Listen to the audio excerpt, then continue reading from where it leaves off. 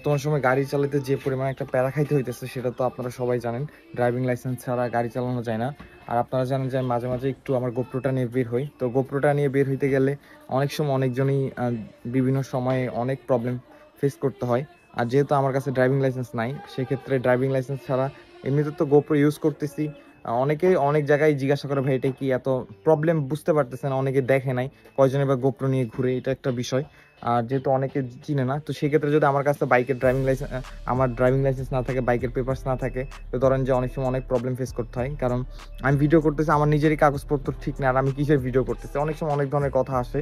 তো driving licence আজকে ভাবতেছি যে ওইটাকে কি বলে, লার্নার যেটা বলে, লার্নার বলে মেবি সম্ভবত, তো ওইটা করতে যাব এক ভাইয়ের মাধ্যমে। আসলে নিজে নিজে করতে গেলে অনেক প্রবলেম ফেস করতে হয়, আপনারা জানেন, অনেক প্যারা। তো এক ভাইয়ের মাধ্যমে এগুলো করব। আর তার সাথে সাথে বাইকের যে রেজিস্ট্রেশন, ট্যাক্স টোকেন, এগুলো হচ্ছে যে আমার বাবা বাইরে গেছে, তো আব্বু আসলে ওগুলো করে ফেলবো। তো সব কিছু মিলিয়ে এখন বর্তমানে একটু বেশি প্যারা খাইতেছি।